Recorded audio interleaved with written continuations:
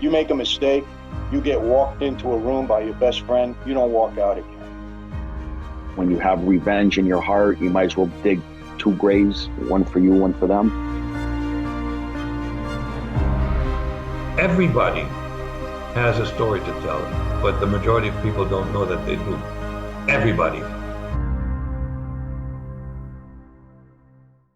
What's going on, everybody? Welcome to another episode of the Millennials Choice Show. I'm your host, Matthew Ablakan, and I'm joined by my brother from the same mother, Danny Ablakan. What's going on, everybody? What's going on, Danny? And today we got a very special guest in the house. A little bit of a different direction. It's one of our first interviews where we're going away from the former mob guys, former, kingpins and all that stuff. And we're going into a little bit of a different direction and quite an interesting one.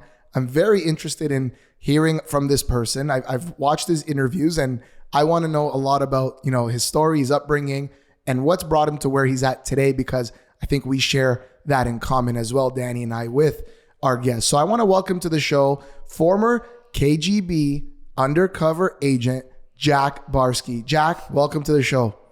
Well, thanks for having me. This is a very interesting surprise to see two of you and know a little bit about your background, because I'm naturally curious. I would like to interview you guys. Yeah, absolutely. Let's do it. It'll be a nice little back and forth, so to speak. And you can go first. Why don't you tell us about your upbringing and how you got to America? Yeah, well, it was an interesting way to actually get here, which I never dreamed of growing up. I was born in East Germany, in the eastern part of Germany, 5 years after the end of the World War II, and that the area that I was born into and grew up in was Soviet occupied, and so I grew up fundamentally under communism. Very, very rural area, very, like what they call the hinterlands, one of the worst, the poorest parts of Germany at the time. There wasn't much other than agriculture and local business, but no factories, no universities, no nothing. So I grew up pretty happy in the country. My parents were both teachers. And we had, unlike many other people after World War II, we always had a roof over our head. We didn't have, none of us did, except, I don't know, maybe there was some elite, but we didn't have good food for many years. And I grew up thin, emaciated. I was never hungry, but, how many potatoes can you eat? That's not nutrition. And I also was sick a lot because we didn't have antibiotics, so I had to live through all the strep throat and whatever else hit us. I grew out of this situation where I was frail and sick by the age of maybe 15, 16, and then I thrive physically. I haven't been sick much at all because I have a lot of natural immunity. But my body developed well enough that I was able to play college basketball. That was a really, really passion of mine. And I studied chemistry, and got a master's degree in chemistry, was recruited then by the KGB. I was already an employee of the university as an assistant professor when I quit and said to the folks at the university, it was everything from then on about me was a lie. I lived a phenomenal lie. So I told the folks that I left my mother, my brother, and the folks at the university and my beloved basketball team that I was going to moved to Berlin to join the Ministry of Foreign Affairs and become a diplomat.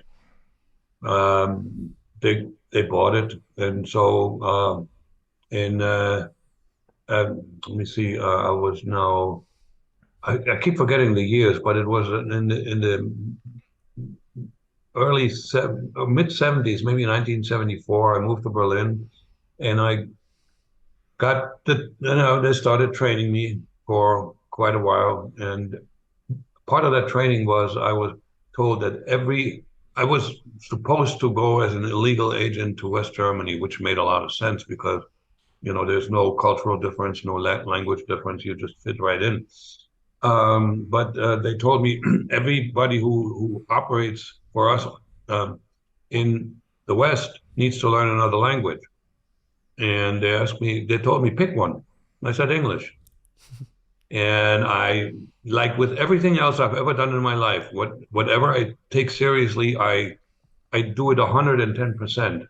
I threw myself into studying English big time every day.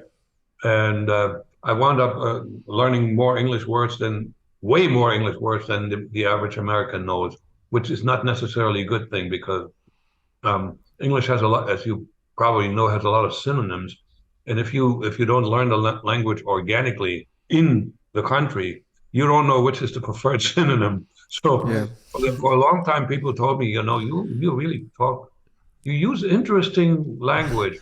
We don't quite always understand what you're saying. Yeah. That's funny. But anyway, it turned out that not only was I able to fluently read English, whatever it was, novels, the newspapers, whatever, but I also had an innate ability to imitate sounds. So when we had a visitor coming out of Moscow Center, we met in my small apartment.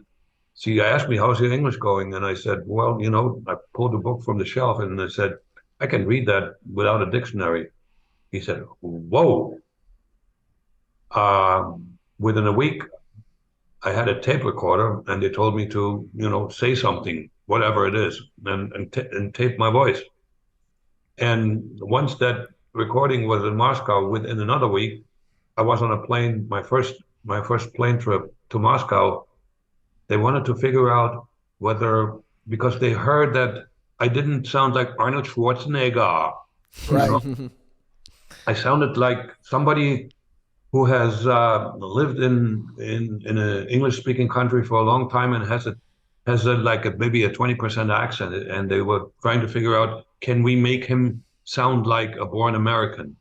So I had an interview with two ladies. One was an American who had defected. What a stupid thing that was. She became my tutor when I moved to Moscow. She was miserable.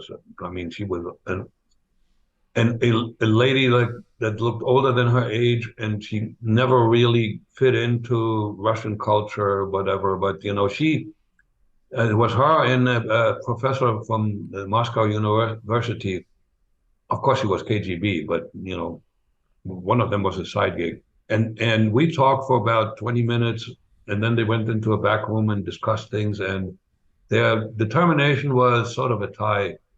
The Russian said, "Nah, he can't do it," and the American, typically with optimism, says, "Yeah, I can make that happen." So that's how I wound up in Moscow. Spent another 2 years perfecting my spoken English and interacting with people that with American-born people. It was this lady and two very famous spies, Lana and Morris Cohen, who started their spy career as a member of the Rosenberg spy ring and managed to get out before getting captured because the Rosenbergs, as you probably know, were executed. And then they wound up in Moscow for a while, and then they were redeployed in the UK, eventually working with Gordon Lonsdale, who did quite a bit of damage. He was an undercover agent for the KGB, and he got a lot of secret out of a installation that tested nuclear submarines in England and developed them. Anyway, they spent 8 years in jail in Britain, in the UK, and were exchanged and wound up living the rest of their life in Moscow. And I met him for a period of a year and a half, once a week, and that helped a lot. Particularly, I got exposure to a male speaker of American English. Mm. So, and I got a bunch of other training that I don't want to get into right now because, I can, if you don't turn me off, I'm going to talk all day. Hey, Yeah. we don't mind at all, and it's great hearing the background and the story, because I think sometimes we watch these like spy movies and whatnot, is James Bond, and it's like, oh, that person is so cool, but we don't really see how they became that person. And so there's so much training, there's so much deception, there's so much going on. As you said, from that moment on, everything was a lie. And so you said it in your previous interviews, that must have been the most difficult thing you've ever had to do.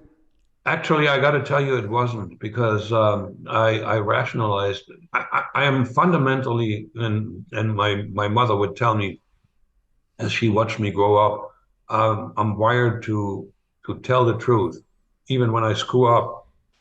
I'm wired to tell people, you know what, I just screwed up, and that, by the way, helped me to gain absolute credibility with the KGB, because when I initially, I spent about a year and a half before they even asked me, like in an informal relationship with an agent who was local where I studied, and we met once every 2 weeks, and I told him everything about my life, and I told him when I screwed up, and I told him when I was, when I was intimidated, scared, and so forth.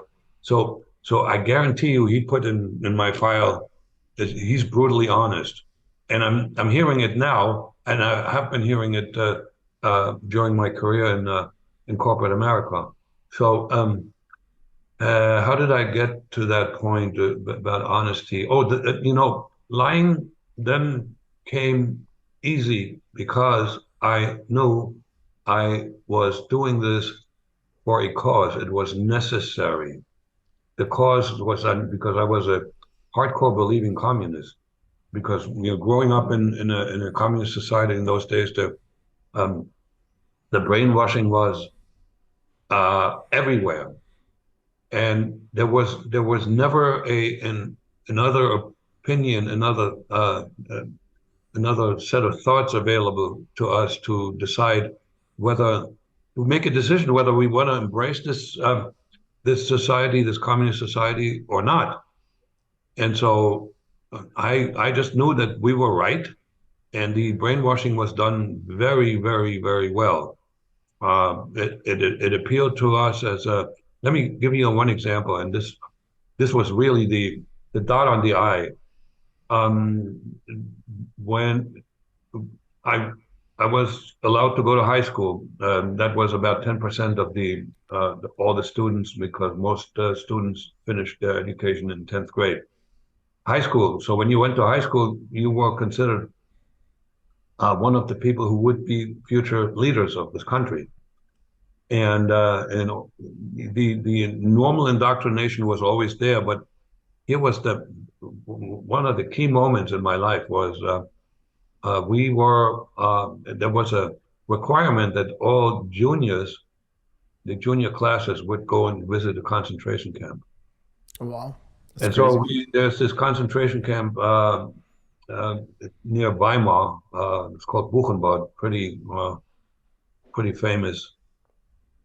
And what we saw there in the exhibit hall was horrendous. I mean, in my presentations that I give, I show some pictures, but I don't show them very long because there's piles of dead people. And this was like in really enlarged, pasted on a wall of a round of a rotunda, and they had shrunken heads in glass cases, and lampshades made that were they were made out of human skin, and the reason that they became shades was because the wife of the commandant would check out incoming prisoners and pick out this one I like and this one I like, and they were immediately killed in and skinned. Wow. So you know what kind of an impression that makes on a young person? It was like horrendous. Yeah. And What was the first thing that went through your mind when you saw that? never again, never again. If I can do anything to prevent something like that from happening again. And so here comes the key part of the message. The leader of the Communist Party in Germany before the Nazis took over was a fellow named Ernst Thälmann. It's a historic truth that the communists, who were also looking to get into power, they were the only ones that really physically fought the Nazis, the brown shirts, in the streets. So when in 1933, when the Nazis took over, the Communist Party was destroyed. The people who could flee, they fled. Some of them went underground, and some were arrested. And Thälmann was arrested. And just before the end of the war, he was moved to Buchenwald and executed via a shot in the back of the head. We were also then told how many ex-Nazis were in the West German government. The head of the equivalent of the CIA, the Bundesnachrichtendienst, was a general in Hitler's army in charge of intelligence on the Eastern Front. So we got this juxtaposition. There was a chancellor in the head of state in West Germany who had been a member of the Nazi Party. So I just knew that fascism, Nazism was still alive in West Germany, and it was supported by the United States. And you know, there was imperialism, and it's just like, we need to get rid of these types of societies to make life better for all the people in the world. And this is what I thought I was going to sign up for. And for that kind of a cause, you practically do anything. You know, I left my mother, I lied to her. I left, my basketball team had become my family. That was the hardest, the hardest bunch of people to say goodbye to. And I also left a very promising career. I always wanted to be a professor, teacher at university. None of that matters. I did all of that for a cause. However, I have to be honest about it, I also had a personal motivation, a number of things. I knew that I was going to be able to travel to the West. We were not allowed to, most people, if they wanted to visit another country, you could go east and maybe south, like say to Hungary or Poland and the Soviet Union. You couldn't cross the border with the West. You couldn't go to West Germany because there was a wall. And you know, I always wanted to. I had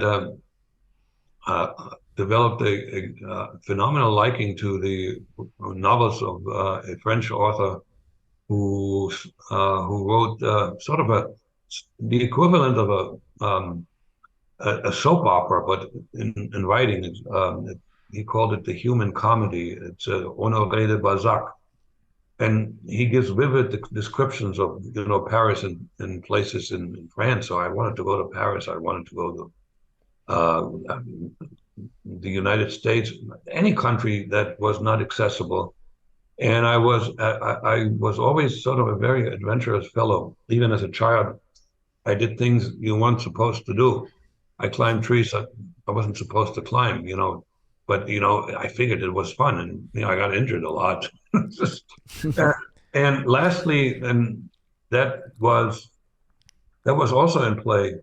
The moment I would sign up with the KGB, I was outside of the law. And I was a well-controlled contrarian.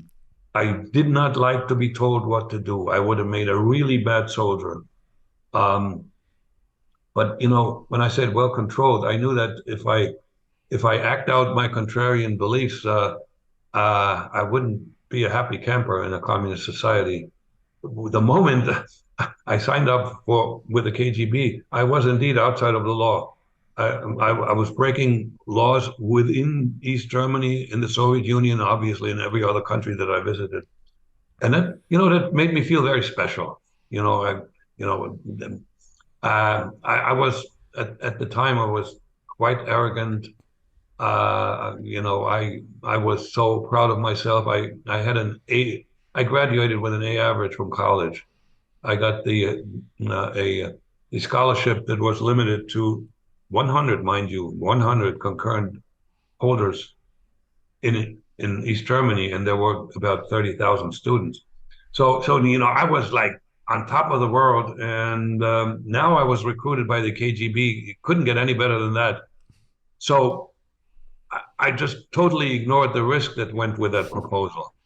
I figured, I just like didn't even think about it.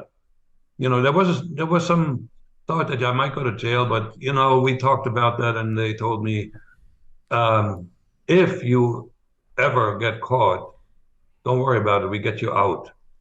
And there were examples, so I knew I could trust them. They would try to do that, like the Cohens. They got them out after 8 years, but they got them out.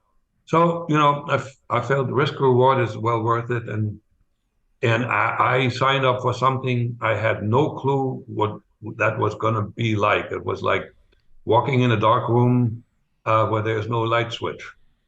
So did you, before you jump in, Danny, when you saw those images and they said to you, never again, there was that kind of, messaging there, that programming there, and then combined with this personal reason of I'm going to be outside of the law. Yeah. Did you justify being outside of the law because of the never again, or did they just go hand in hand in the sense of I'm going to be outside of the law, not only for personal reasons, but I can justify it?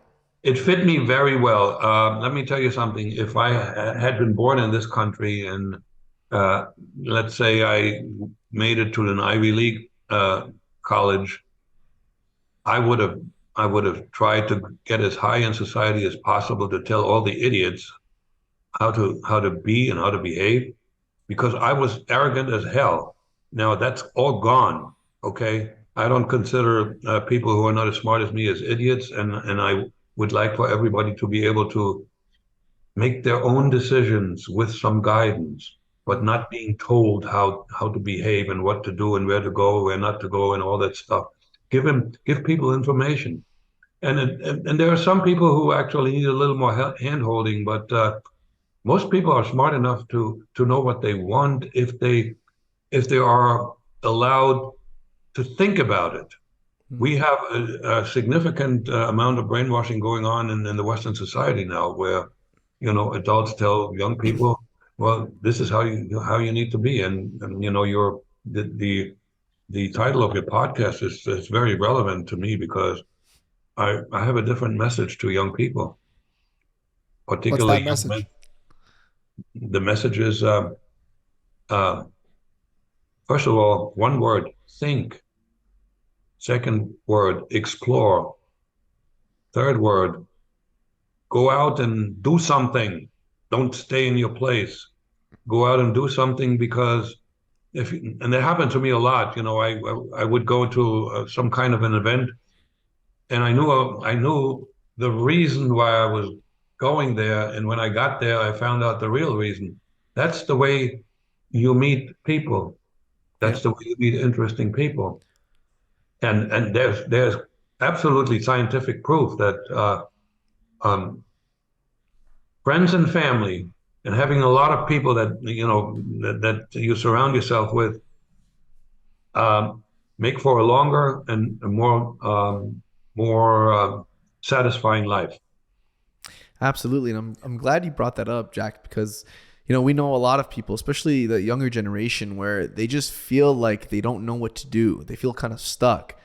And I'm glad you said, think, go explore, try new things, because unless you go out, you won't really know what you're capable of, right? And what you'll, eventually possibly fall in love with. And then as a result, find a new life, right? And create something for yourself.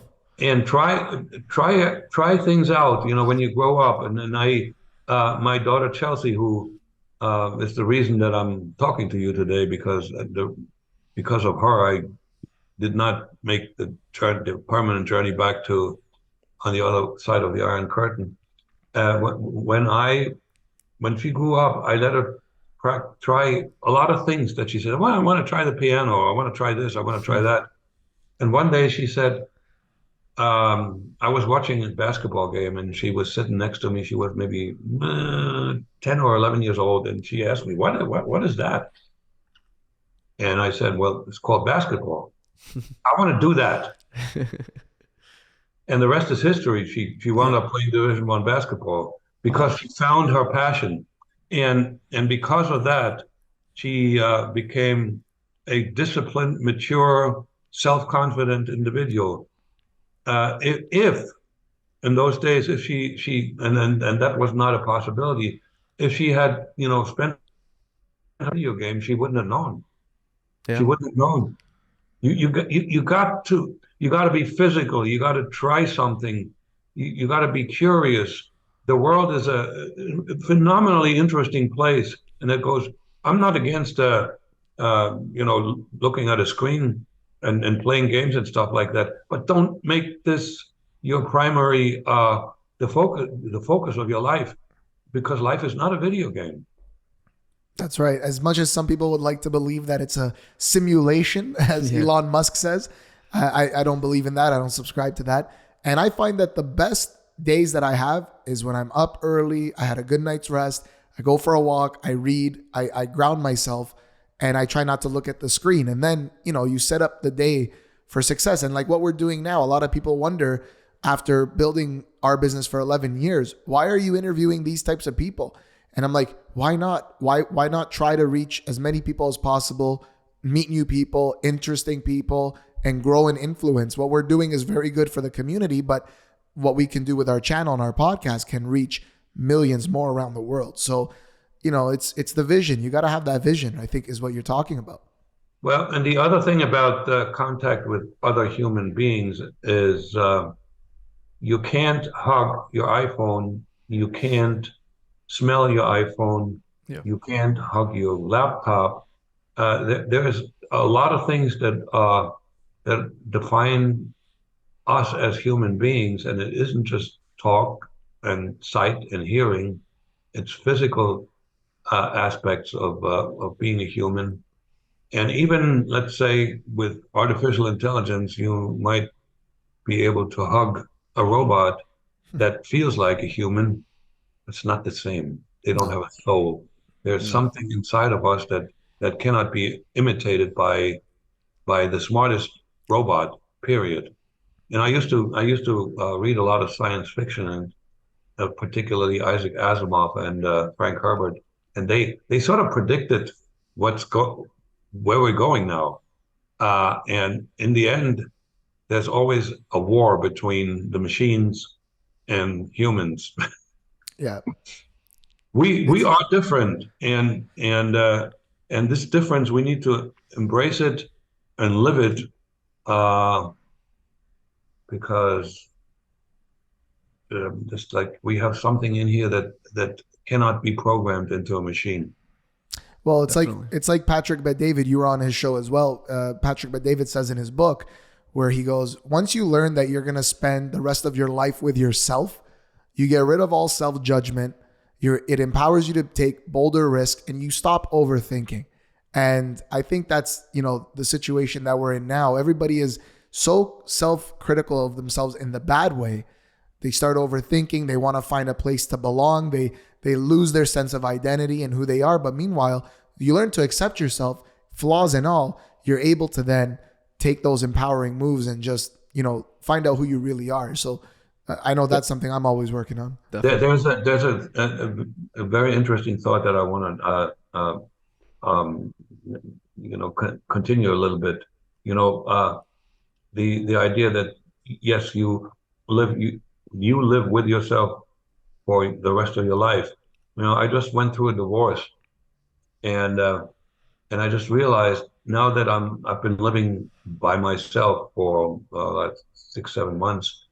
I rediscovered self, absent the connection to my ex-wife and my daughter, because when I was married, I defined myself primarily as a husband and a father, but there's other things to a personality. And the one thing that I tell young people when I get a chance, if you wind up defining who you are based on a relationship with a particular group that pursues a particular ideology, you can't find yourself.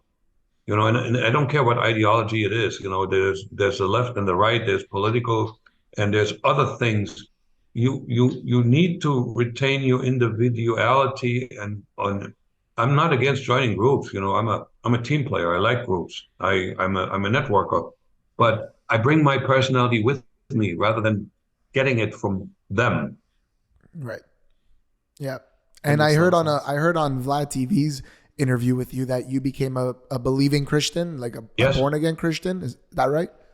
That is correct. I mean, what led to that point? Like, when did that moment come for you? A lot of people, when if they join, when they become Christians as an adult, it starts with a crisis. And my crisis was the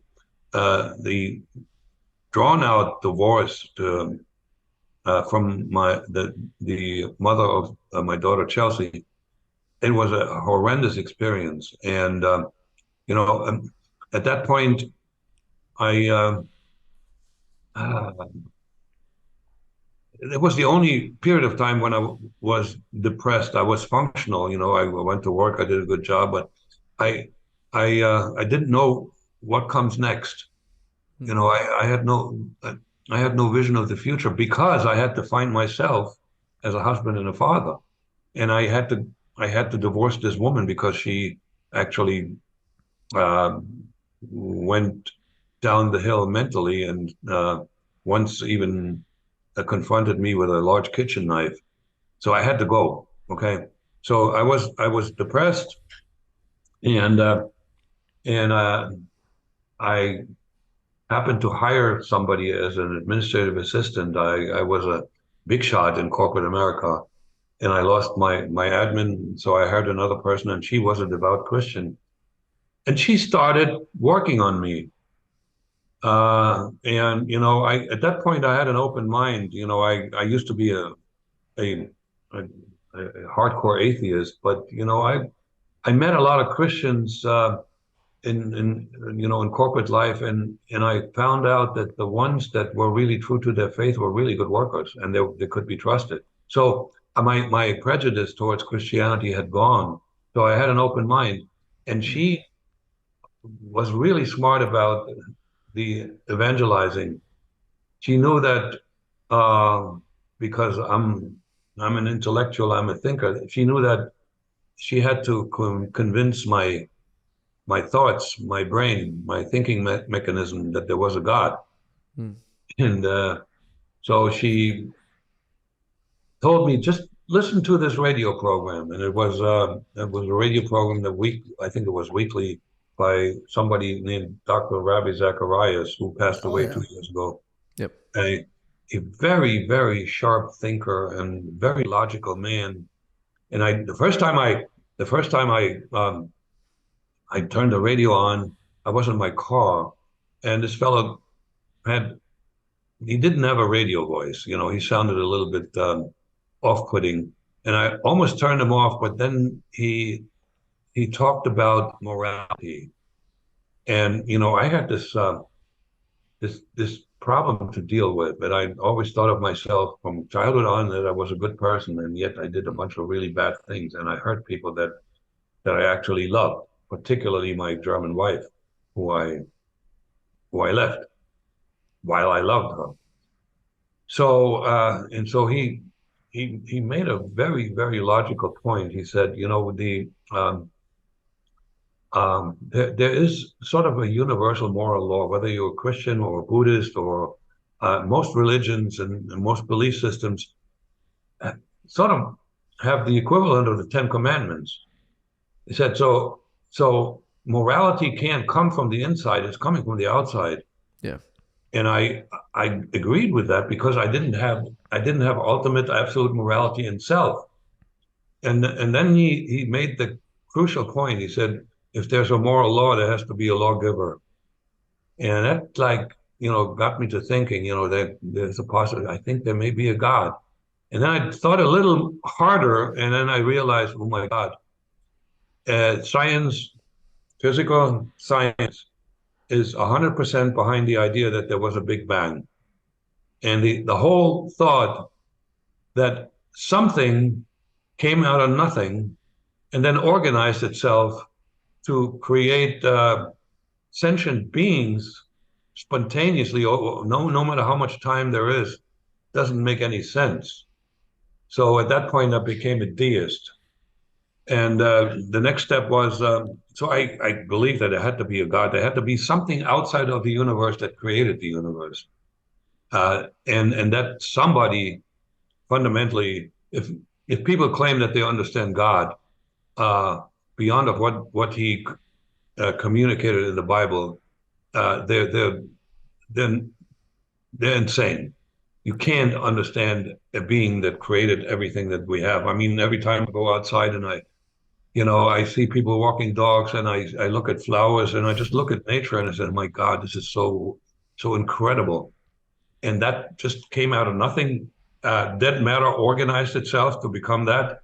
That's against physical science. It's against the law of one of the laws of thermodynamics. Yep. But and then one time this lady then invited me to her church, and what happened was I had never been to a service other than Catholic. So I was really, really worried. I thought, they might just attack me. Say, hey, wait, hey, are you a sinner too? Confess or else. Well, it was exactly opposite. It was the worship music was really good, and then the pastor.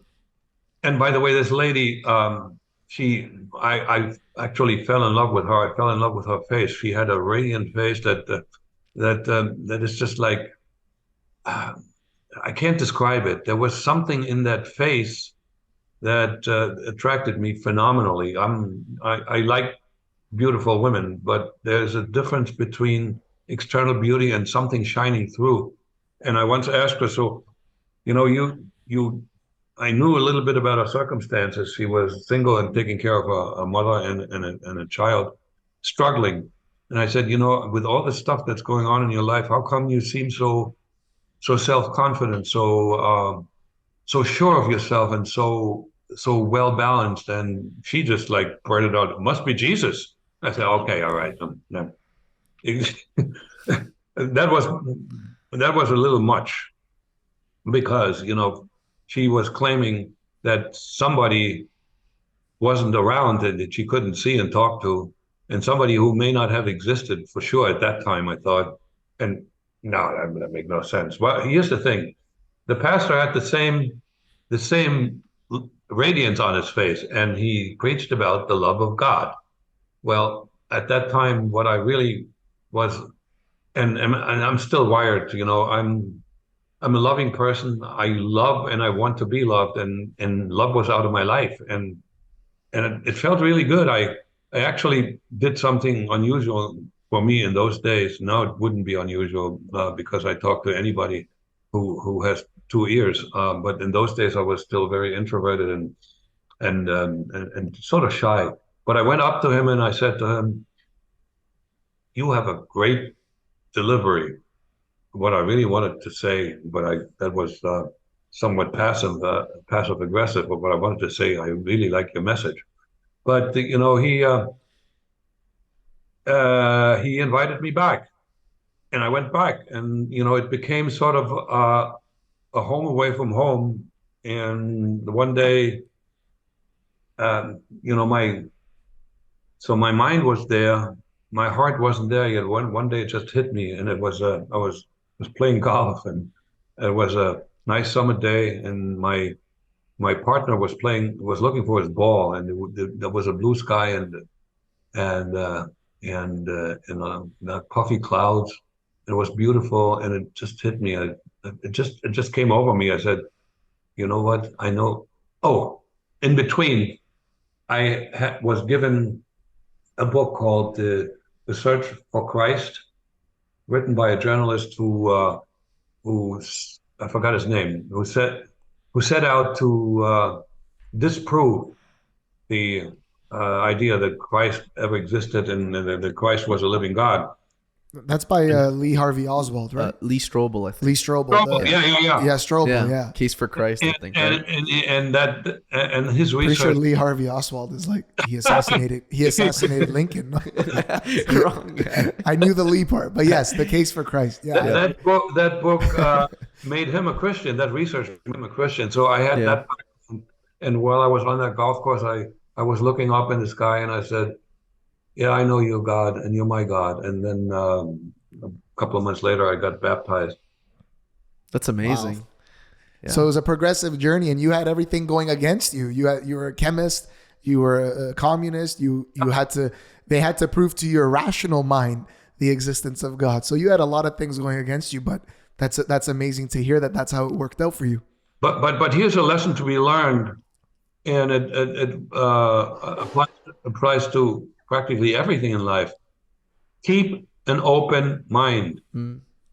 I listen to people. I don't have to necessarily take their suggestions, but I listen to my daughter, instead of knowing that I know everything. For instance, I lived with her when I moved to Texas for a few months, and she said, "Dad, you got to drink more water." I said, I don't like water. Drink water. You're going to feel better, and it will help you lose weight. I had about 30 extra pounds. Wow. And I started drinking water. I lost the weight. I'm now back to the weight I was when I was like 40. I could fit into the suits that I was wearing those days. And so keep an open mind. Just listen, and the generation, and there's now more than one generation that operates primarily through the internet, just always want to share their opinion. Well, that doesn't make you grow. Everybody has an opinion, even when they don't have one. And then they would, issue a tweet. Yeah, I don't really have an opinion about that. What does it do for anybody else? Just listen. Listening helps you grow. And again, there's a lot of information that comes at you that doesn't fit very well, that doesn't hold up to scrutiny. But there's also information that will help you grow and find yourself. And I've been told, and I'm very opinionated. Throughout my 50 years as an adult, I collected a lot of stuff. Okay, and I have an opinion about lots of things, but I've also been told that I'm a very good listener. And that's why I believe I'm still growing. And as a matter of fact, I know I'm still growing because, I finally, for the first time in my entire life, I'm really comfortable with who I am. And that makes me a better person to be with. And I get that feedback from others. And that, again, that makes for what I call now the lightness of being. I used to be very German, very stiff, and very intense. I'm still intense, but I can walk around and feel good about self. And that's a wonderful thing that happened to me, and that's how I will go through the rest of my existence on Earth. So that's amazing. Yeah, I was just gonna say, I'm glad to hear you say, it's very important for people to keep an open mind, and I think we kind of usually interact with people that maybe don't have an open mind to things, and especially when it comes to Christianity, it's usually not a problem with the intellect, it's usually a problem with the heart. They typically don't want it to be true. And so the way I kind of get to that point when I'm, talking to somebody about God or Jesus is I say, listen, if Christianity was true, would you be a Christian? And there's people that say, no, I wouldn't be. But that's not really being open-minded, right? That's not really giving something a chance, right? If it was true. But then I've had other people that say, yeah, I would be a Christian if it was true. So that kind of gives you the in, right? In terms of, what's going on in their heads and their heart, and kind of if they are open-minded. So I often find, that question really helps me to, That, dig and deep. that's the moment when you give them the least throwable book. Yeah, exactly. Yeah. Pull it out right Yeah, there. exactly. I have a box of Yeah. them actually next in my storage. I do give that particular book out because there's so much evidence for it. Like it just makes sense. I too like to see evidence and stats and numbers and figures and all those things. And yeah, that book is great for that. The Case for Christ. Here's here's another thought. Growing up, we were taught that Christianity is just a crutch for people who are not really functional in life and who are fundamentally quite stupid. But I found out before I even got near to becoming a Christian that there are a lot of smart Christians. And when I joined the Brotherhood, so to speak, uh, I had a very close relationship with RZIM, Ravi Zacharias International Ministries, Mm. and boy, oh boy, they had some really, really smart people. Ravi I met him personally a couple of times. Um, he's the only uh, he was the only conservative thinker who could appear at Berkeley and not be booed off the stage. He would actually be able to engage the students who didn't believe in what he believed. But there's also a retired math professor, super smart, John Lennox, and I'm talking about contemporaries. But in history, there were a lot of smart, really, really smart people who were mathematicians and who were into science and philosophy, and they were Christians. So my entire belief system uh, has been turned upside down. Okay, and I'm glad it has, because I not only did I live a lie, but I also believed in a lot of lies. Yeah, not to go back too much to the KGB stuff, but I was going to ask you, just for our listeners, like what's one of the craziest things that either you did or you saw somebody do when you were in the KGB that you just kind of brushed off like this is normal, this is acceptable? All right, let me think about that. This is a question is new to me, so I don't have a pre-digested answer in here. First of all, I rarely ever saw somebody else operating. I was trained one-on-one. There was no classroom setting. The moment I joined the KGB, I became a state secret of the Soviet Union. Illegals were very, very well protected, and because we were extremely vulnerable. If a diplomat gets caught, a diplomat who was actually an agent for the KGB, and he has diplomatic protection, they would just get kicked out of the country. If we get caught, we wind up in jail, and Right. then we possibly become a danger to the Soviet Union because there's a possibility that we might turn to save our skin and then become a double agent. So I did not witness anybody doing stuff other than when I met people in third countries to exchange passports on my travels back and forth to Moscow. Um, uh, um, I did some really stupid things based on ignorance, and I'm going to go out in public now. This is not in the book because I was truly I was ashamed to admit that. See what happens when you spend several years undercover doing what you know is a dangerous job, and everything works out. You're doing well.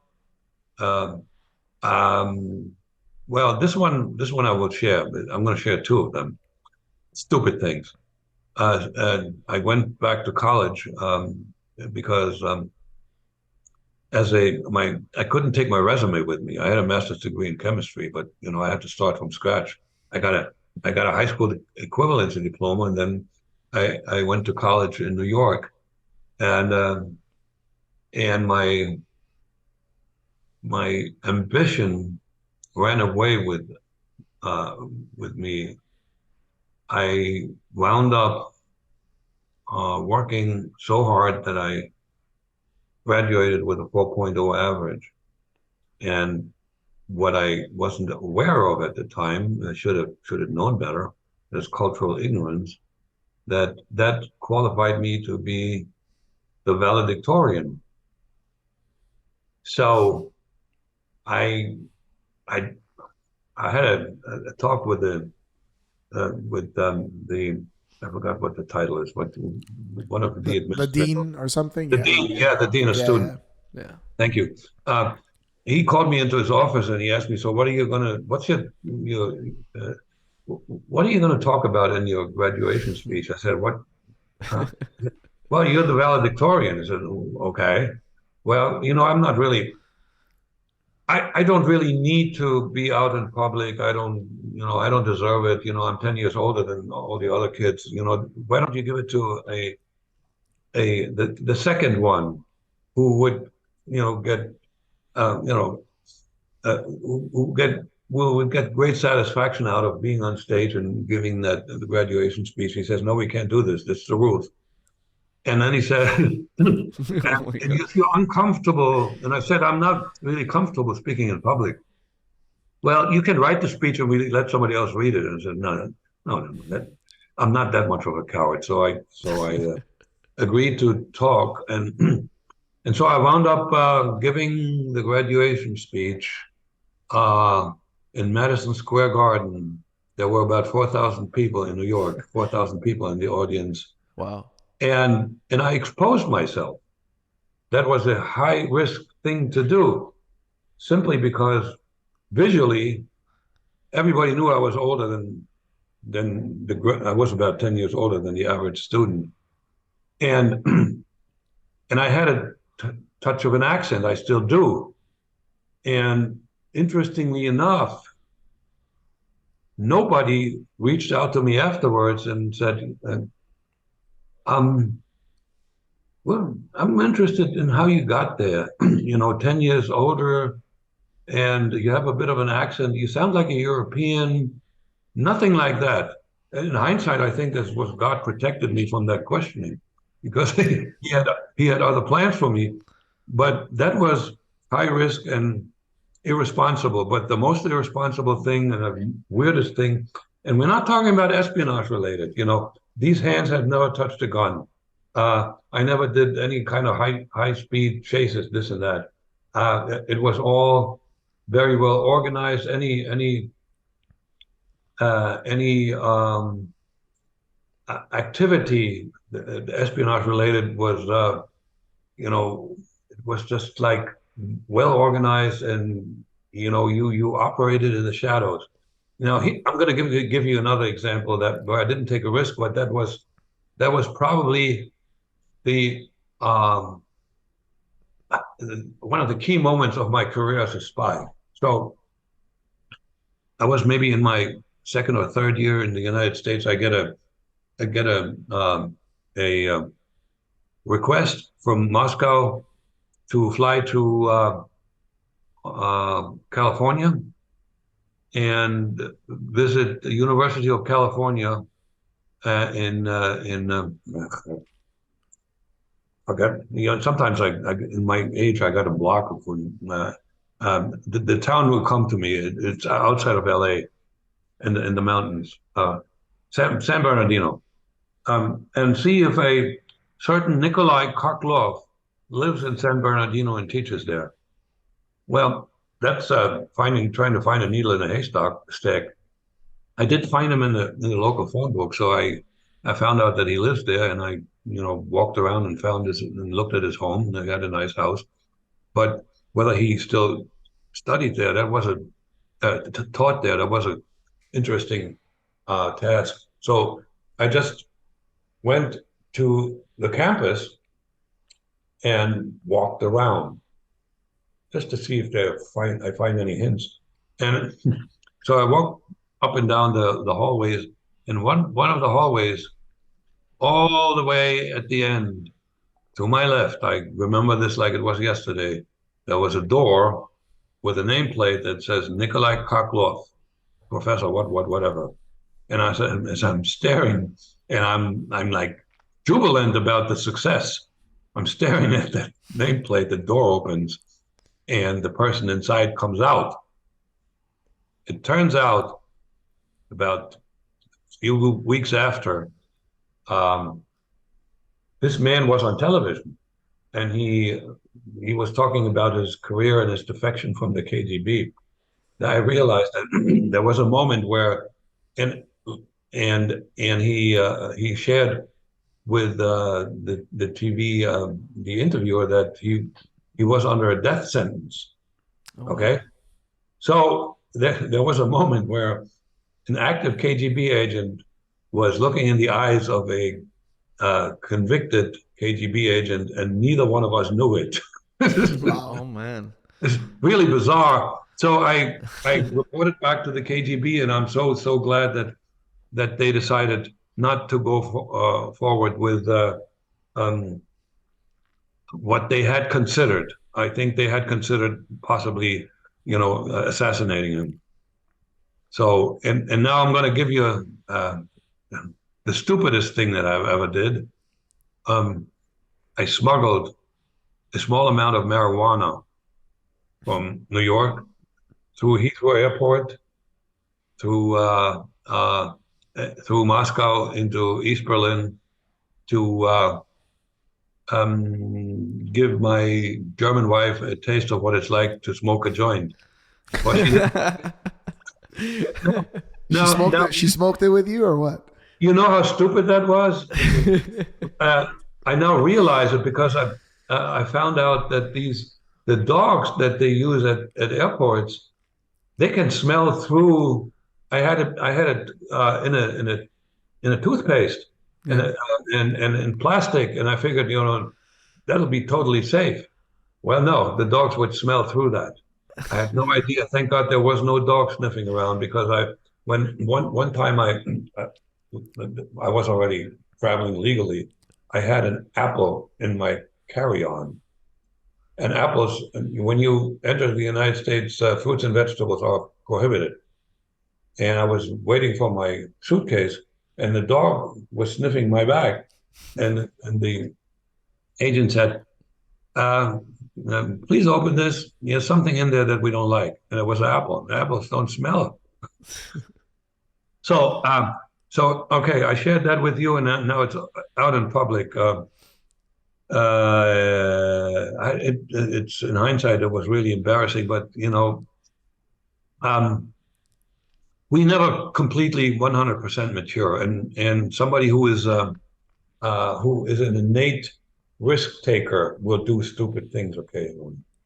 And I'm not immune. I might still do stupid things. It happens sometimes. It happens. But thanks for sharing that. Thanks we really for sharing. appreciate the exclusive, Jack. And I wanted to ask you, tell us a little bit about how it was when you were married to your wife in, I think it was, in Germany. Yeah. And at the same time married to your wife in the United States. Like how'd you live like that? Like having a double life like that, and then obviously none of them knowing about, you being a part of the KGB. It's called dual personality, which I developed, and I know this for a fact because, first of all, I never fell out of love with my German wife. I always had a thought of going back and living together after a certain period in the United States. I got married to the lady that is Chelsea's mother because I had compassion. She was very pretty. I liked her, and she was a safe companion because she wasn't American born. She was from Guyana, South America, and she couldn't possibly have known that I'm not, at the time when we met, that I'm not really American born, because there was a lot of things that I didn't know, and a lot of behaviors that I showed that indicated that I wasn't born in New Jersey. So she was safe. She was very pretty, and so we dated, And then she disclosed to me that she was in the country illegally. And she told me that, she was looking for a man to get married to. And she asked me, can we still date if I get married to another man? That was an odd question. And I obviously that was asking me, would you marry me? Right? She didn't say it like that. And she told me that she was married once and she paid the guy to marry her, and then he didn't go through. He didn't file for her, so she lost a lot of money. And so I felt really, I felt sorry for her. I said, let me look into this. And I found out by talking to a friend of hers who went the route of illegal immigration. I found out that this was feasible. I had the documentation. I had a genuine birth certificate, and I had a driver's license for ID. And I said, okay, we can get married. And I'm just telling you, once you got the green card, we get divorced again. And she was okay with that, but not really, because she did something that, again, cultural ignorance. She got pregnant on purpose. Right. To hold me, and it worked. And in hindsight, I'm very happy, because what she did actually is responsible for me talking to you today and living in the United States.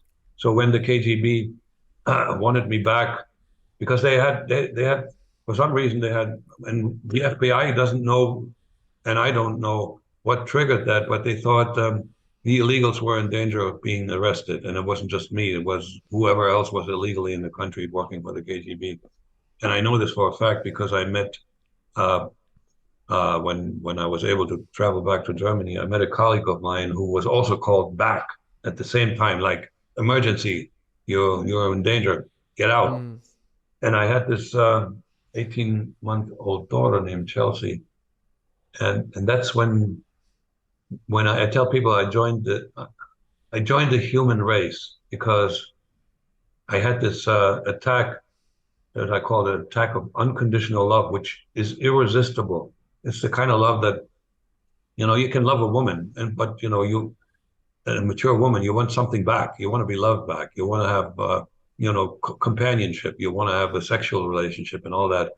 But this child, all she could give back to me was a smile. She couldn't talk yet. And I just absolutely could not leave her. No, it was now a decision between staying with her and going back to Germany and reuniting with my family. I had a son in Germany who I wasn't a witness when he grew up, so I wasn't in love with him the way I was in love with Chelsea. And so I rationalized, my son had a good family structure to support him. My my German wife Galinda, her parents were good people, and my mother sort of also took a little bit care for my son. And if I left Chelsea, because her mother really wasn't capable of earning a lot of money. She had 4 years in school altogether, 4 years. So she would grow up in poverty, and I rationalized that I should stay, but I was still back and forth, back and forth. There was always the danger of the KGB being right. I had no indication that anybody was investigating me, and I was pretty good at these measures. But there was a good chance that they were right, and I would wind up in jail. I wouldn't be any good to Chelsea either. And if I tell the KGB, hey, listen, I'm not coming, they might not like that. And I knew that from recorded history that they had a track record of assassinating defectors. So on the one hand, I loved this child. On the other hand, there was all the negative stuff that came with staying in the country, and all the good stuff that was waiting for me in East Germany. I didn't know that the wall would come down a year later. Right. So I was back and forth, back and forth. Eventually, after, you know, I played for time, but eventually they sent a guy to talk to me, and he found out that I'm alive and well, and he just when he spoke only a few words, you know, he addressed me at while I was waiting for the subway, and he came up to me and he said, "You got to come back, or else you're dead," and that was whispered.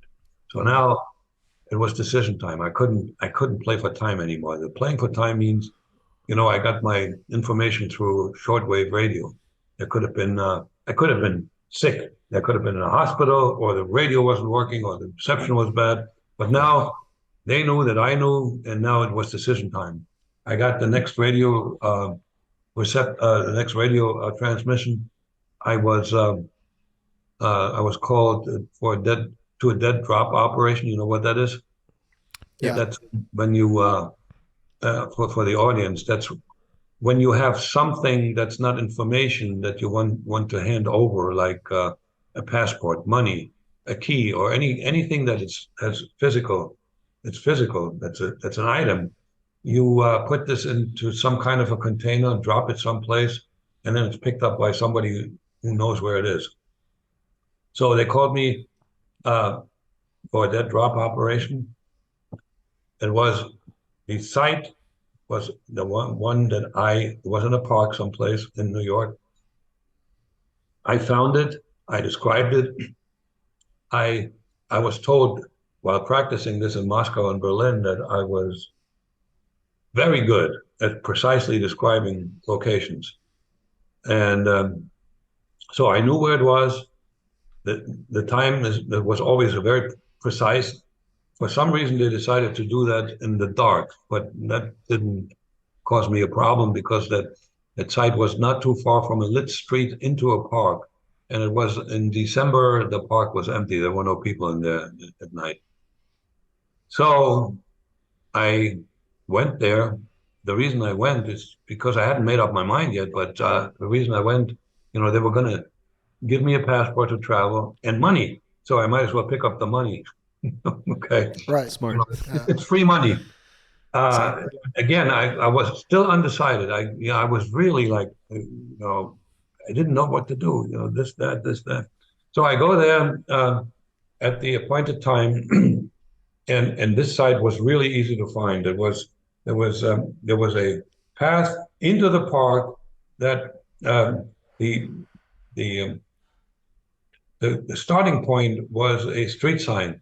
So I don't know what it was, no parking or something. And you just go straight into the park for about 300-400 feet. And there was a tree that had fallen, and there was an opening in the tree where the container was to be placed. The protocol for a dead drop operation is the person who puts stuff, who wants to hand something over, after he puts the container into the particular site, he sets a signal that says, "Go and pick up the container." If the signal isn't there, you go home. The signal was there, so I confidently went into the park and looked for the container. The Russians always used crushed oil cans. In hindsight, not a good idea, because if there's a park ranger who sees garbage, he would throw it away. Right. Yeah. But anyway, so I'm going there, and I had a flashlight with me, and I can't find the oil can. So I said, when? And so now I'm thinking maybe it was misplaced, and or when they dropped it, it fell. And so I wander around the perimeter of that tree for, you know, like about 10-15 minutes, and there's nothing there. Now,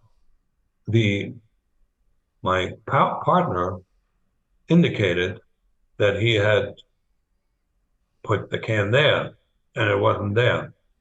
So I'm like, what? And this is the only time when such an operation failed. All the others went like clockwork. So here's what happened to me. As I'm walking out of the park, And, you know, if you're a non-believer, you think that the brain is involved in independent thinking that you don't control. But if you're a believer, you know what's happening there. The Holy Spirit put that thought into me and says, I'm staying. It was totally spontaneous. It was not the result of a rational analysis of the situation. It was not the result of figuring out what's best for me or best for Chelsea. It was just, I'm staying. It was And the right thing to all that- do. Yeah. It was the right thing to do. You knew right away in that moment. It was clear as day. Yeah, and so then when I went back home, I decided to take some precautionary measures to, you know, be more aggressive, trying to figure out whether I'm under investigation. There's one way to do this. For instance, you write a letter to yourself from some fictitious address, and when you close the letter, you you leave a piece of the glue section, the gum section. You leave this on. You don't moisten it, so that's about an inch that is not glued. Typically, I was told in Moscow that when letters being opened, it's done by machine, and they also mechanically glue it all back. So when you get the letter and that glue has not been moistened, you know that nobody opened the letter. And there's other ways to find out whether you're being followed and stuff like that. So smart. And when I obviously I had to tell the KGB, hey, listen, I'm not coming. And I made it very convincing by telling them that I had contracted HIV/AIDS, and the only possible cure, which wasn't available at the time, was in the United States. Now, the last thing that they would have wanted somebody in their country is somebody with that infectious disease. So they had, based on the credibility I had with them, and based on they not knowing much about my life in the U.S., they didn't know I had a child. I knew that for a fact. They would have hammered me big time. So what they knew about me was what I told them. So, and for them, it made no sense for me to come up with that lie, because everything that was good for me was over there, and I had a family over there. So they believed it, and I didn't know that they believed it. I found out much later when I reconnected with my son. They believed it and went to my family and told them that I had passed away.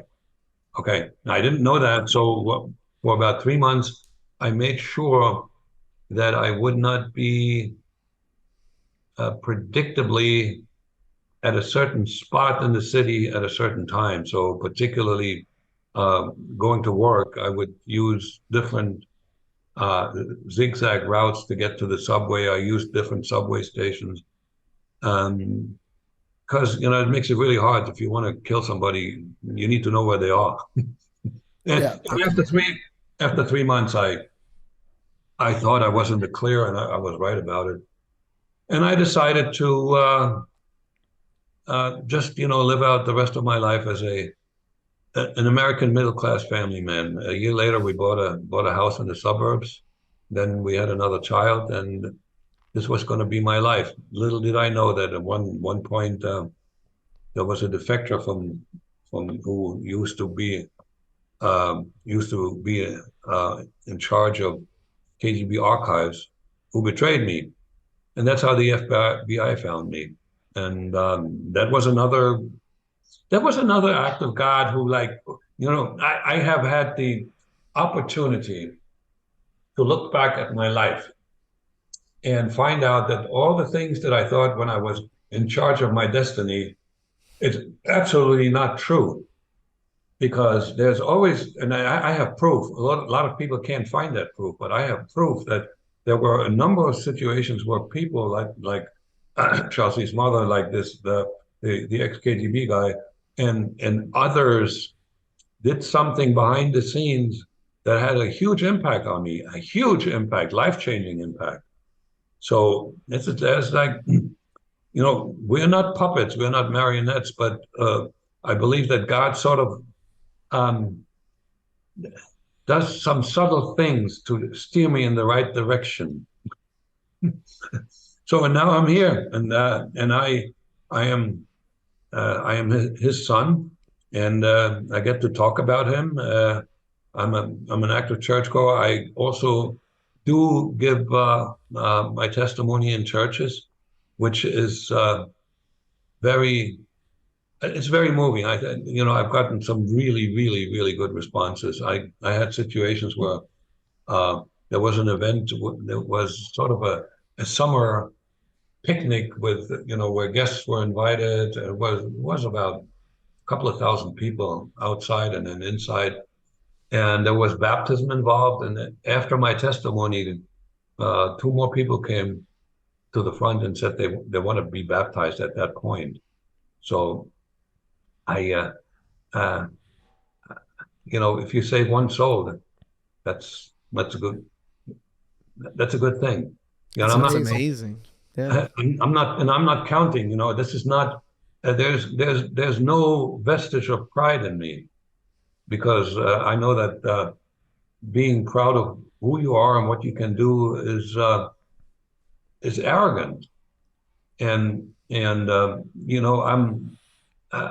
I'm happy that I have been able to use the tools that God gave me on my journey through life to glorify Him, and that also means helping people, raising my children, being good to people, being helpful all the time, and spreading the word. So that's how this whole thing ends. And you got the entire story in a nutshell, which I'm glad I slept well and I was able to talk about it well enough so it all hangs together. And thanks for letting me, not interrupting a whole lot. As you said, listening allows us to grow. So as much as we're doing an interview for the podcast, we're interested in hearing your story, and I you've been very generous with your time, and I do have a couple more questions if you would allow us. I have plenty of time. Sure. Awesome. You want to jump in? I really, Jack, I really want to ask you about the time you got pulled over by the state trooper and the FBI was there. Because when I heard this story for the first time, I'm like, man, this guy was probably, excuse my language, but like shitting his pants, once they showed, the badge of the FBI. Like, what was going on through your head at that time? Because now you've been living as a middle-class American, right, for a while. Yeah. Okay. So it was 9 years since I resigned from the KGB. So I had forgotten that I once was a spy. I had a good career. I was now in my second house. I had a decent commute from Pennsylvania to New Jersey. I loved what I was doing. I was part of a pretty good team. And, I was taking care of my family. I had a nice house with a nice backyard. And having grown up in the country, I was back to the things that I learned as a child. I was growing vegetables and fruits, and I planted a bunch of trees. They are now really big. So yeah, that was middle class with an aspiration to do better, which eventually I managed to. I bought and sold five homes in the United States. Now I'm living in an apartment, but that's okay. That's my home now. I don't define myself. I would never want to have a multi-million-dollar mansion. I wouldn't know what to do with it. I bought the better houses for my families, not for me. But anyway, so one of the things that is part of my mental emotional makeup is that I don't shit in my pants. I never have. Okay, but this was a situation where my response was visible. So when this guy came up to me and he flipped this badge, I didn't even look at it. I knew what was coming, and it was like a huge surprise. And the feedback I'm getting from from Joe Riley, who is a good friend of mine now, the guy who was in charge of the investigation, that at that point I went white as a driven snow. The blood just went from here to, it's the flight or fight response, and I had a flight response, but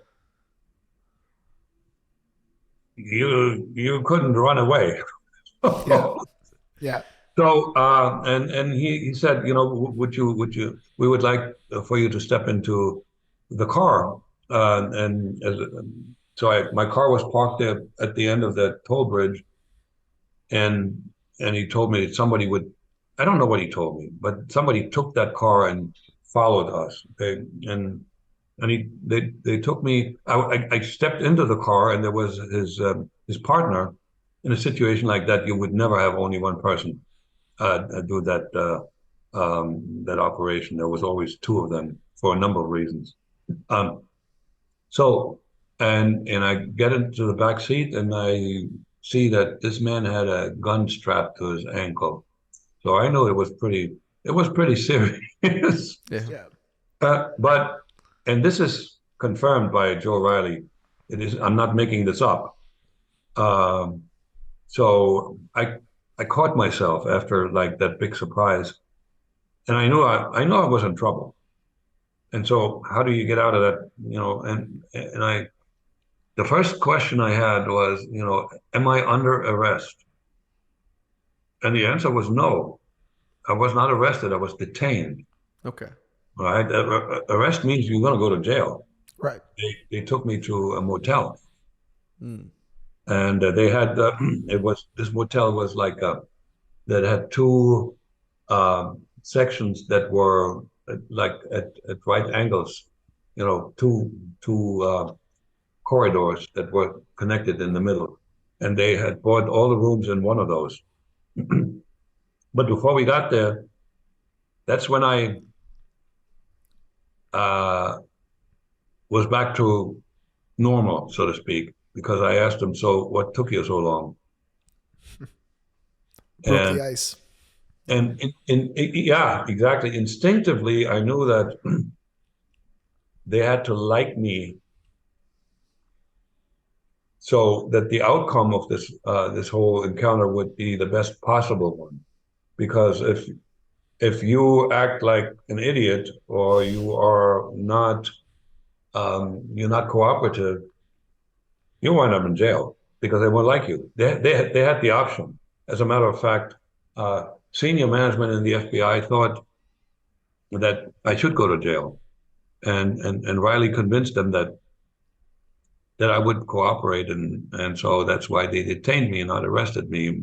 And I told him, like, once we went, this was a funny thing, that they did something. I think it was sophomoric. But it's one of the tricks that that FBI law enforcement uses. They pretend they know everything about you. I gotta get into the sidebar because there's a situation where somebody actually knew. I have a friend who was CIA. He was born in Egypt, and he went to school with the son of the blind sheik. That's the guy who tried to bomb the World Trade Center and failed and wound up in jail. And when the CIA arrested the son of the blind sheik, they had this fellow, my friend, interview him. And he came in, covered his face. And he told him everything that he knew about the guy. Well, boy, he sang like a bird. So anyway, the FBI obviously knew very little about me. But what they did, they had a shelf there, and they had binders that had labels.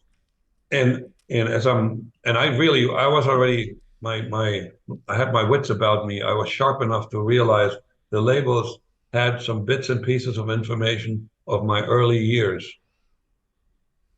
And actually, they had nothing else. They had very basic information. They had no idea that, once they investigated me, they knew where I worked, but they they had to piece my history together, and but they had no idea as to what I did as a spy.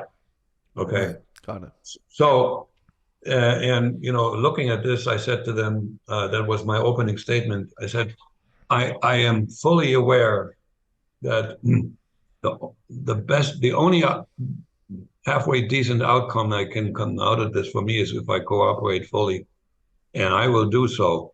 I have no more reason to keep any secrets. And so that's when we went through a 6-week, very, very detailed debriefing, and I had to pass a lie detector test. And after I passed the lie detector test, I was told, you can keep on living the way you're living, and we will work on getting you legal American documentation, and eventually, if you want to, you can become a U.S. citizen. Yes! That's awesome. Now it was legitimate. It was legitimate before, but now you didn't have to worry anymore with getting caught by the American authorities, right? Yeah. Yes, it took a while to get to the citizenship. There was some the U.S. government bureaucracy slowed things down in a big way, and at one point my application for citizenship was misplaced and nobody knew where it was. But it's okay. It all turned out well. I became a citizen 2015, I believe, 2014. Nice. And I finally had a home again. And at that point, I intellectually, I already bought into what the United States represented then. I have some trouble with what we are now, but I hope we can get back to the way we were founded. And but I don't want to get into politics here. Actually, that was gonna be one of the two questions I had for you. Let me just finish this up. Yeah. I was intellectually, I bought into the American system. My logic said that's the way, particularly the way I'm wired. I very much appreciate the ability to liberty, freedom. That's key to my being. So I was intellectually an American. 9/11, when that happened, I became emotionally an American, and then eventually I became legally an American. If given a chance to go back to Germany and live there and work there, you would have to throw a lot of $1 million at me to do that, because I like it here. Fair enough. Yeah, that's one of the things I was going to ask you, because when our parents came to the country, they left a totalitarian regime under Saddam Hussein, and they both met here. They have their own journeys and their own stories of how they got here, and they met here, got married, and then Danny and I were born. So we hear what it's like from our parents, under the ruling of Saddam Hussein, the conditions of life back in Iraq, and how bad it was. And there's a lot of people from our community that did that, where they got up and left. Now, it wasn't easy. They had to do it by, night and all that stuff. It was very difficult to get out of the country.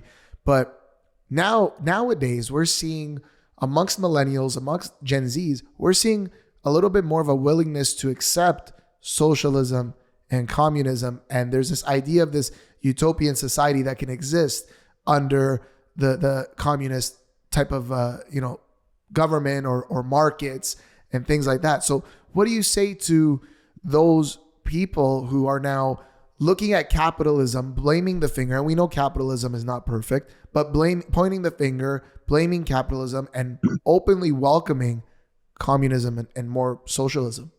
Yeah, first of all, there's indication that capitalism is running amok. Greed is playing a big role. When you look at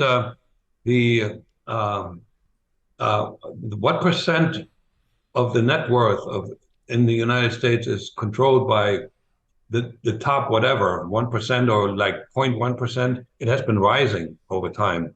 So we have a situation where fewer and fewer people have more and more power. So somehow something needs to be done about that, because we can lose our freedom that way as well, and we could wind up as an oligarchy, like China, like Russia. So secondly, I would want to say that the communist idea is very, very attractive. It's particularly for young people, like, can't we all get along? Can't we all, be the same? Why do we have very rich people and very, very poor people? It's to argue in favor of socialism, communism. There's a lot of ammunition. You look about poverty in the world and poverty in this country and also in your country, and you look at the phenomenal, disgusting wealth that's out there, where people are spending money on things that I don't even know why you would spend money on on this kind of private planes and yachts and whatever islands. So that argument is very, very attractive, but the problem with this is it has a foundation that is not true, and the foundation is the belief in the goodness of man. And you don't have to believe what Christianity says. You have to just have your eyes wide open and look into history and look at what happens today. The history of mankind is a history of murder and mayhem and evil coming up over and over and over again. And all we can do, that evil sits in all of us, the seed of evil. But many of us, the majority of us, know how to manage it. And we sort of occasionally we do some bad things, but we repent and we don't do a lot of damage. But then here's where evil comes into play in a big way. When you're talking about erecting a society like a communist or socialist type of society, that means you are unifying a country or maybe even the planet. The only way to manage this kind of number of people, and we see this in industry when startups eventually grow big, the only way to manage this mass number of people is through a hierarchy. By the way, the founders of the United States figured that out. That's why we have this federated system to make sure that there is no authority vested in one single group of people or one person. And here's the thing. And when you look at history, every attempt to build one of those communist systems where everybody would be equal and happy wound up as a hierarchy, and eventually at the very top, the hierarchy was taken over by evil, and it became a brutal dictatorship. You see that in Cuba. I think Fidel Castro, when he started out, he was probably honestly trying to make a better life for his country. But when you take power in a revolution and you take power by violence, how do you retain power? Violence.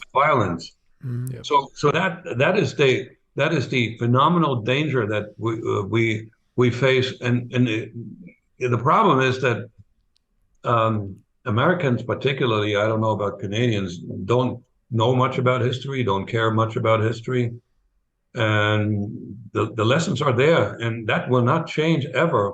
So what I'm concerned with right now in the United States, I'm not so much concerned about socialism and communism. I'm concerned with collectivism, which is just as bad, okay? Because what you have in Russia, it's not communism, it's not socialism, it's an oligarchy with a with a ruthless dictator at the top in a ruling class. You know, the people that are surrounding Vladimir Putin are ruthless and evil, and they have no problem killing women and children in pursuit of their goal of greatness and dominance. Same thing in China. And if they say it can't happen here, I am completely convinced that it can, because what happened in Germany, and Germany was, after World War One, it was a republic. It operated under democratic rules, and it was arguably the best educated population, best educated nation in the world. And it happened there. And it happened there really, really badly. And so I still, you know, I still don't understand how that many good Germans who had goodness inside would show up at a mass rally, and to a person, 100,000 people in a stadium, make the Hitler salute when he talked about the evil that the Jews are. So don't tell me it couldn't happen here. And so what the stage we're in right now is that there's a lot of dependency being created, particularly amongst young people who want more. They want more giveaways from the government, and then they would keep that government in power. And there's this unholy alliance between some of big business, particularly information technology companies, with the exception of Elon Musk. You know, he owns a technology company, and the government. And what we're witnessing is a generation or two generations of people, not all of them, mind you, not all of them, but a lot of them who are gladly giving up their freedom of self-determination and becoming a functioning individual for free stuff, like, for instance, the canceling of the student debt, or just, you know, just getting free stuff. And when I say not all of them, my 12-year-old daughter is wired like me. She would not fit very well in that kind of into that kind of a construct. But as a minority, she would have to do the same thing that I did in communism. You know, adapt. Yeah. So you can survive.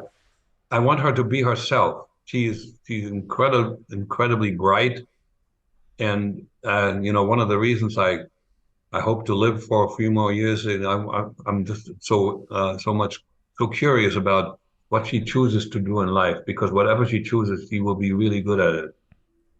And that's the end of that long answer.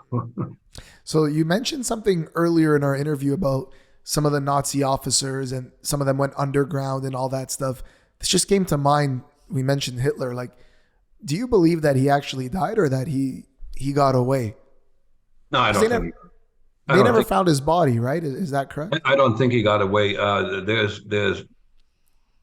written evidence by the Soviet military that they found his corpse, and they actually burned it next to the corpse of, and then the ashes were buried someplace in an unknown cemetery someplace in East Germany. So I'm pretty sure that he you know, the other Nazi, the leading Nazis that tried to flee, they were all caught. And Adolf Eichmann, who was one of them who got away, was still caught a few years later. So Hitler would have not have been able to get away. That's, you know, but at the time when he committed suicide, the Soviet army was within a couple of 100 meters from the bunker. So there was no way out anymore. And, you know, he was done. And I'm wondering if he prayed to a god before he shot himself, because it's an interesting thing, because the Nazis that were hanged after the Nuremberg trial, they almost all of them mentioned God. All right, now this is an interesting question for a theologian. If they repented seriously, are they in heaven? Right. That is interesting. I don't know. Yeah.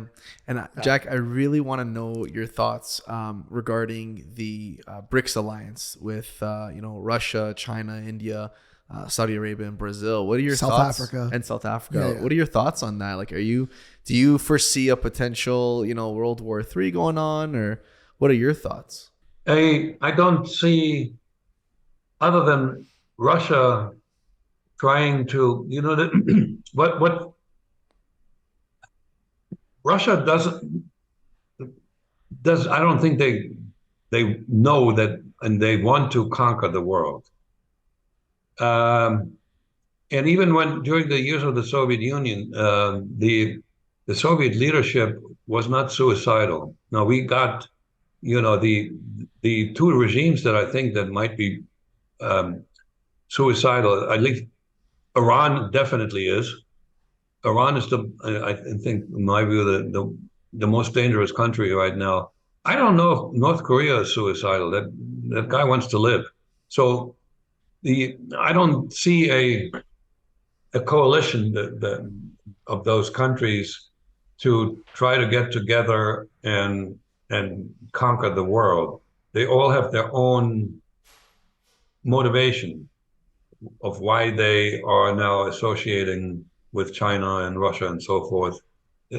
They're all selfish to a degree, and it's sort of like they think they will be better off opposing NATO and the United States.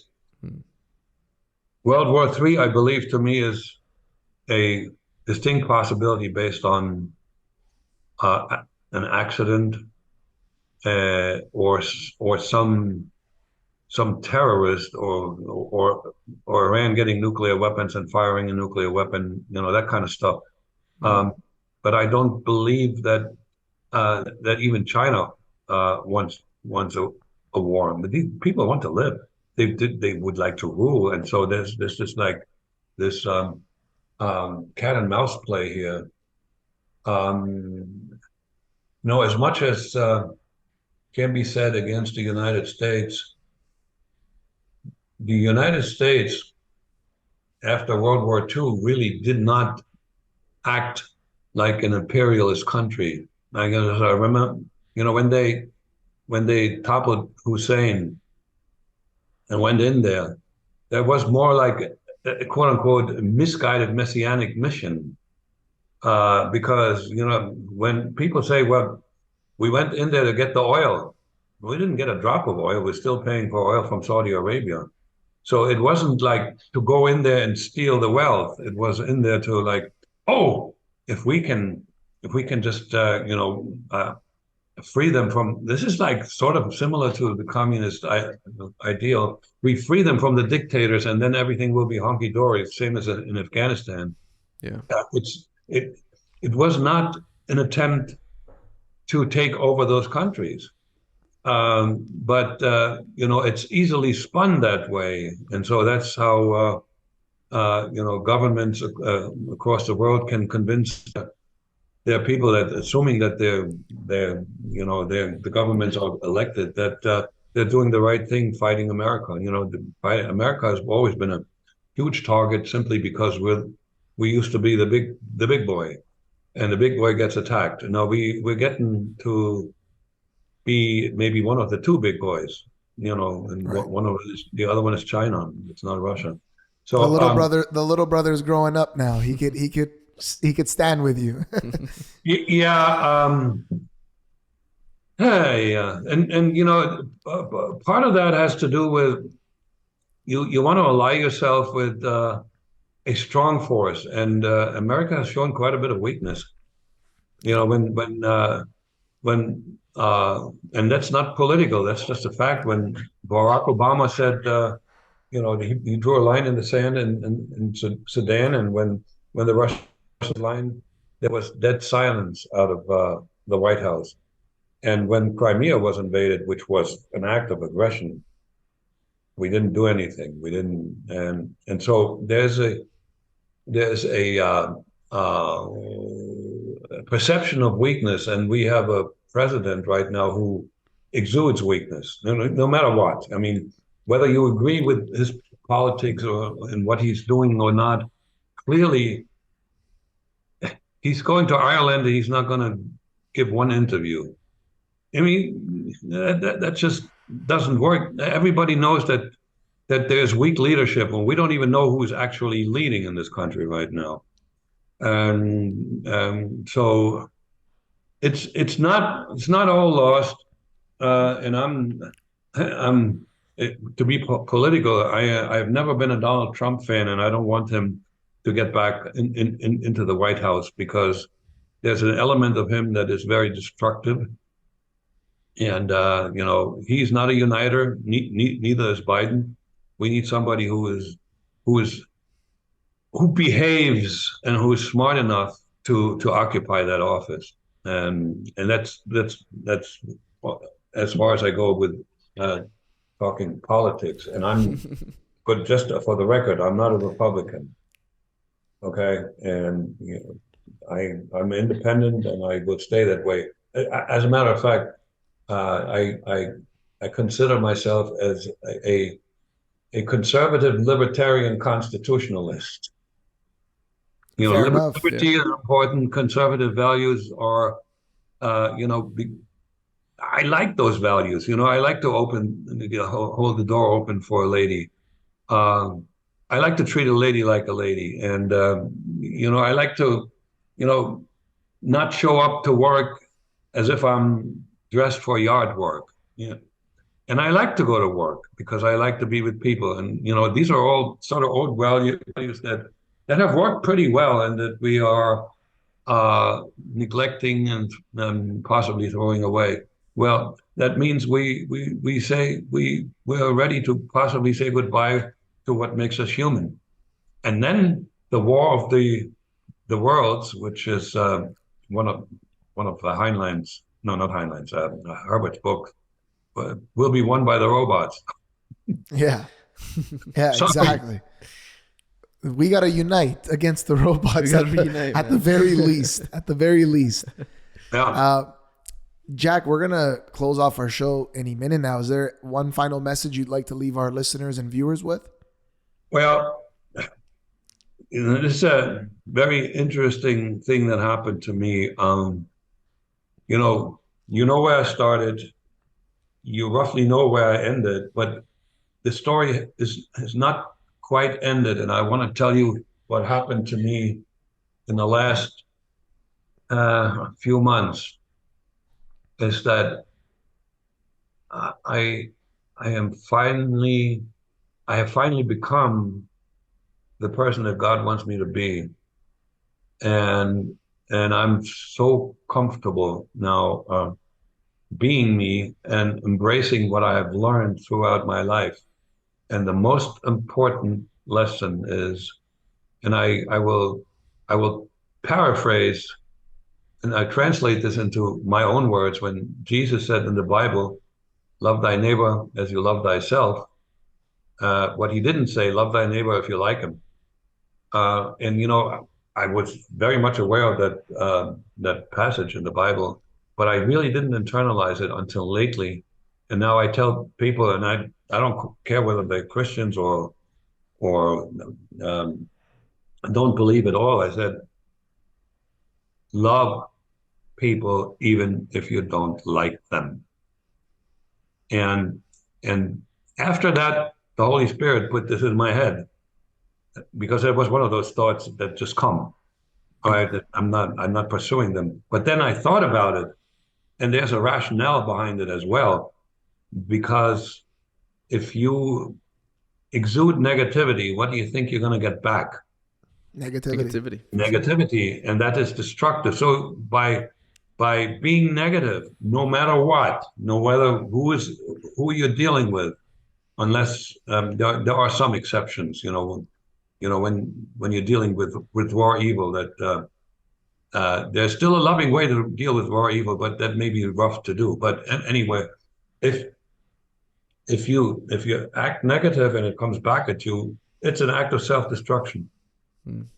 And that's what Jesus, he didn't say that, but that's why, there's wisdom in the Bible. There's a lot of things when you look at what's written and you meditate about it, you say, "Oh man, this is really good," because the Bible is so full of important thoughts and important wisdom that, in a lifetime you can't get it all. No. There's not a single human being who can pretend that to have understood every piece of wisdom that the Lord gave the people who wrote the Bible. So that's my final word, if you will. Agreed. And Amen. yeah, is there any place that our listeners, viewers can connect with you? Do you connect? Yeah, I have a website at jackbarsky.com. Yep. And I just want to mention my book that's still doing quite well on it.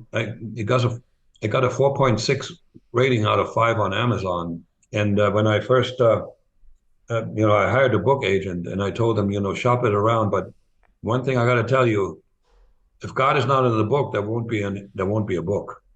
Because when 60 Minutes interviewed me, I offered him a picture of my baptism, and they politely declined. Okay, so